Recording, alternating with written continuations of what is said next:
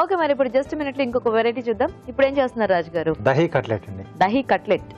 అంటే ఇది ఎలా మనకి దహీ అలా ఉంటుందా? అంటే దీంట్లో పెరుగు ఎక్కువ, అంటే గడ్డ పెరుగు దీంట్లో యూజ్ చేస్తాం. మిక్స్చర్ లోనే మిక్స్ చేస్తాం. అంటే ఎక్కువగా మనం డీప్ ఫ్రై లో కబాబ్స్ అవే చేస్తూ ఉంటారు కదా, సో ఇక్కడ కట్లెట్స్ లో కూడా మనం పెరుగును యూజ్ చేసుకోవచ్చు. ఓకే, సో ఇక్కడ నేను ఓట్స్ తీసుకుంటున్నాను కాంబినేషన్ లో బేస్. సో ఒక డిఫరెంట్ వెరైటీ అన్నమాట, చాలా బాగా వస్తుంది.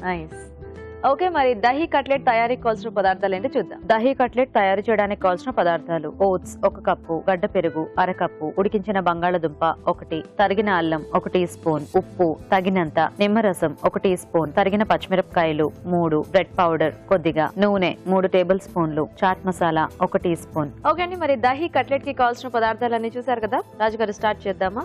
ఓకేనండి. సో ఇక్కడ ముందుగా ఏంటంటే మనం ఉడికించిన బంగాళదుంపలు మెత్తగా మీద పెట్టేసుకున్నాం. దీనికి ముందు ఏం వేయించుకోవటం ఏం లేదా రాజు? ఏం లేదండి, డైరెక్ట్ మనం మిక్స్ చేసేసి చేసేసుకోవచ్చు. ఓకే, జెర్సీ కర్డ్ వాడుతున్నాం, పెరుగు. సో దీని ఏంటంటే మనం కొంచెం ఈ కట్లెట్ కి కొంచెం వాటర్గా కాకుండా గట్టిగా ఉండాలి.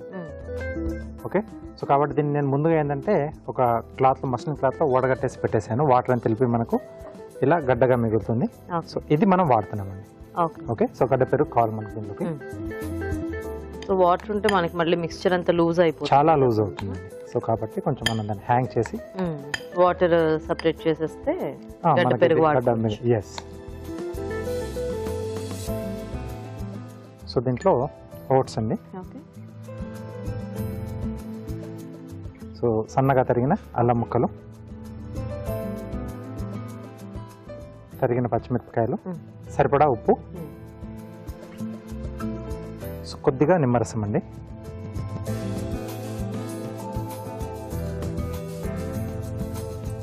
పెరిగేలాగా మనం కమాటితే తీసుకుంటాం కాబట్టి కొంచెం ఆ పులుపు యాడ్ చేసుకుంటే బాగుంటుంది. సో దీంతో పాటు కొంచెం చాట్ మసాలా కూడా యాడ్ చేస్తాం, ఈ పులుపు కూడా బాగుంటుంది. అలాగే కొద్దిగా బ్రెడ్ పౌడర్ అండి. సో పై లేయర్ లో మనం కొంచెం ఫ్రై చేసినప్పుడు కొంచెం క్రంచీగా వస్తుంది. సో ఇదంతా కూడా బాగా కలిపేసుకోవాలి. కలిపేసి కాసేపు మనం అలా వదిలేస్తే, సో పెరుగు అది ఉంది కాబట్టి ఓట్స్ ఆ పెరుగు అంతా పీల్చేసుకొని కొంచెం మళ్ళీ మనకు గట్టిగా అయిపోతుంది.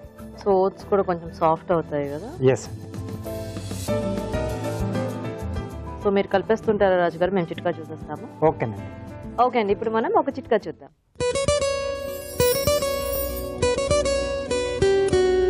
పనస తొనల విషయానికి వస్తే, అసలు రోడ్డు మీద మనం వెళ్తూ ఉంటే అటు సైడ్ ఎక్కడైనా అమ్ముతూ ఉన్నా కానీ మనం ఈజీగా తెలుసుకోవచ్చు, అంతటి మంచి వాసన వస్తూ ఉంటుంది. కానీ పనస తొనలు కూడా అలాగే చాలా టేస్టీగా ఉంటాయి, బాగా స్వీట్గా ఉంటాయి. మరి ఎటొచ్చి పనసకాయ కనుక మన దగ్గర ఉండి మనం కట్ చేసుకోవాలంటే మాత్రం కష్టమే. ఎందుకంటే ఒక పట్టాన కట్ అవ్వదు, అలాగే కట్ అయిన తర్వాత కూడా అదంతా ఆ జిడ్డుగా చేతికి అంటుకుంటూ ఉంటుంది. అలా కాకుండా ఉండాలి అంటే పనసకాయని ఒక 4-5 గంటల పాటు ఫ్రిడ్జ్లో ఉంచేసి ఆ తర్వాత తీసి కట్ చేసుకున్నట్లయితే పైన ఉన్నటువంటి తెల్లటి పొర చాలా ఈజీగా కట్ అవుతుంది. దాని తర్వాత పనస తొనలు తీసుకోవడానికి చేతులకి బాగా ఆయిల్ అప్లై చేసుకుని కనుక తీసుకున్నట్లయితే చేతులకి ఏమీ అంటకుండా కూడా ఉంటుంది. హ్యాపీగా టేస్ట్ ఎంజాయ్ చేయొచ్చు. ఓకే అండి, చిట్కా చూసేసారు కదా. సో రెడీయా రాజు గారు? రెడీ అండి. సో స్టవ్ ఆన్ చేసేసుకుందాం. ఇప్పుడు పెరుగు మనం ఇట్లా డైరెక్ట్ ఫ్రై చేసుకుంటుంటే దానికి ఏమి ఎఫెక్ట్ ఏమి ఉండదు కదా? లేదండి, దీన్ని కొంచెం మనం డీప్ ఫ్రైలలో కూడా వాడుతాం. అది వరకు మనకు కూడా ఒక కబాబ్స్ చూపించాం, దహీ కబాబ్స్ అని. సో దాన్ని మనం డీప్ ఫ్రైలోనే యూజ్ చేసుకున్నాం.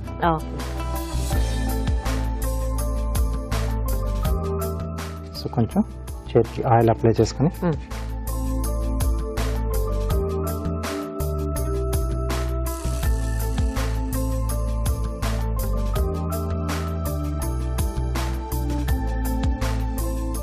ఓకే, చిన్న సైజ్ కట్లెట్స్.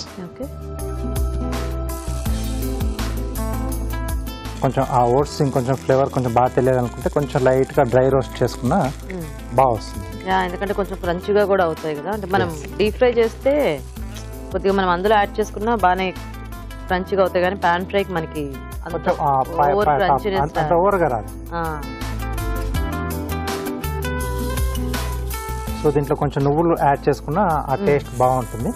సో నువ్వులు కానీ లేదా వేరుశనగ పలుకులు కొంచెం పొట్టు తీసేసి వేయించేసి పచ్చగా చేసేసుకున్నా మనకు మధ్య మధ్యలో తగ్గుతూ బాగుంటాయి.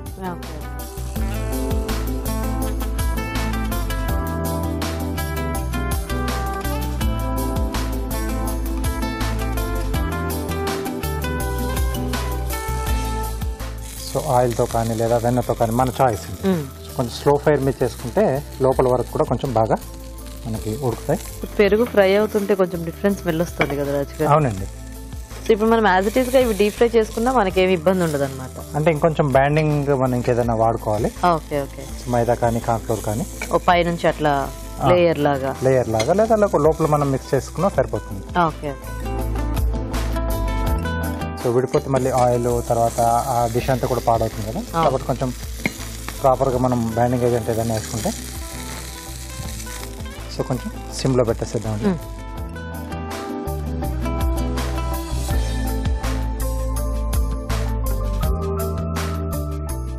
సో ఆల్మోస్ట్ అయిపోయి వచ్చాయి మనకి. సో కాసేపు సిమ్లో అలా వదిలేస్తాను, అవి మగ్గుతూ ఉంటాయి. సో ఈలోగా మనం కార్వింగ్ చేసుకుంటాం. సో కొంచెం లావాటి రాడిష్ తీసుకున్నాం, స్వాన్ చేస్తున్నాం. ఇంకా పెద్ద సైజు మనకి ఇలా దొరికినప్పుడు స్వాన్ కానీ ఫిష్లు కానీ కొంచెం పికాక్స్ లాంటివి అంటే కొంచెం ఫెదర్స్ అలా పెట్టేసుకుని చేసేసుకుంటాం.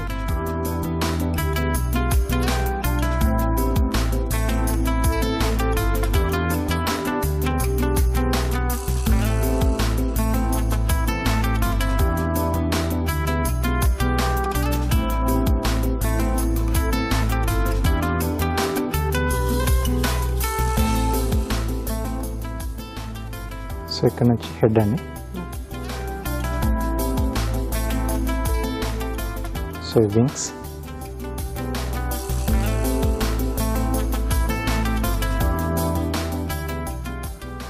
సో ఇక్కడ టైల్ ఇస్తున్నాం.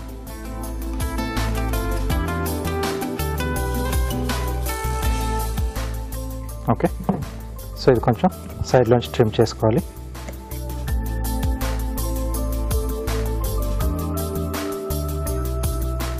అలాగే నెక్ దగ్గర కూడా కొంచెం ట్రిమ్ చేసుకుంటే మనకు మధ్యలో మిడిల్లో వచ్చేస్తుంది అది.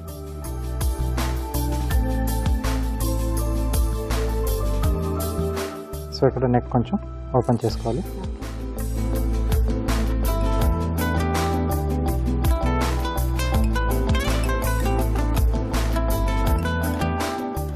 సో దీన్ని కొంచెం రౌండ్ షేప్, అలాగే ఎడ్జెస్ కొంచెం ట్రిమ్ చేస్తున్నాను. రింగ్స్ కొంచెం బ్యాక్ సైడ్ జిగ్జాగ్.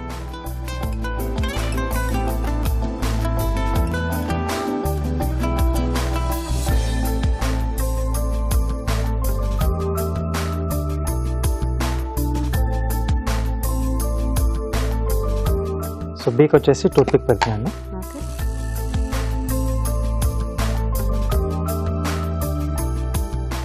ఐస్ మిరియాలు పెట్టచ్చు.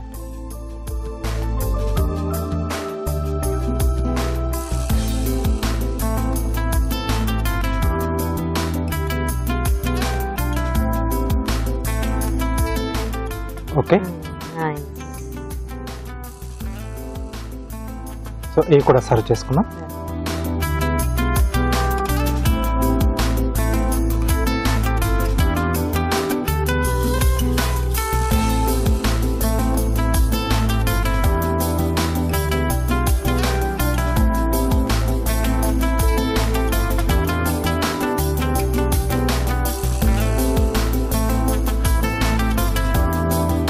Okay, dahi cutlet ready.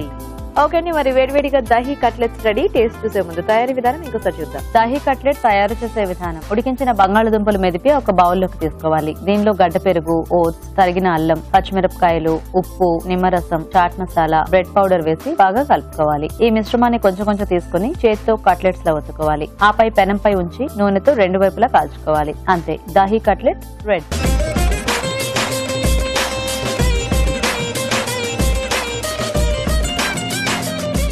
Dahi cutlet తయారీ విధానం చూసారు కదా, టేస్ట్ చూడండి.